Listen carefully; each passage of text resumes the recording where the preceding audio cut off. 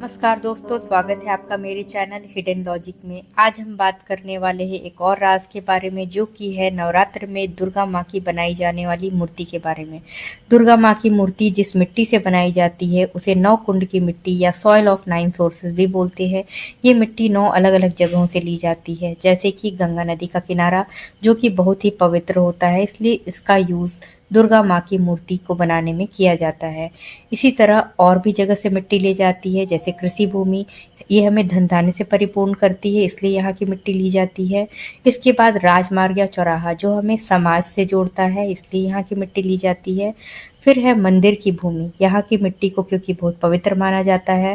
राजमहल या दरबार क्षेत्र, पुराने जमाने में राजमहल थे, आज भी दरबार क्षेत्र की मिट्टी लेकर दुर्गा माँ की प्रतिमा बनाई जाती है।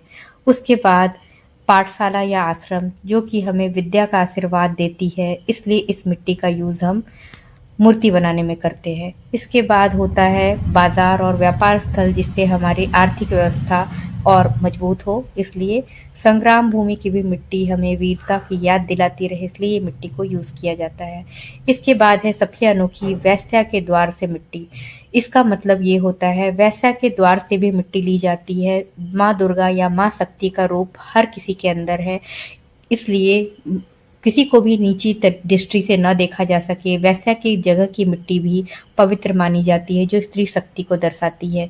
इसलिए माँ की मूर्ति में इन 9 जगहों से मिट्टी लेके माँ को कंप्लीट मूर्ति में तैयार किया जाता है, जो कि आप नवरात्र में जगह जगह हर पंडाल पूजा में देखते हैं।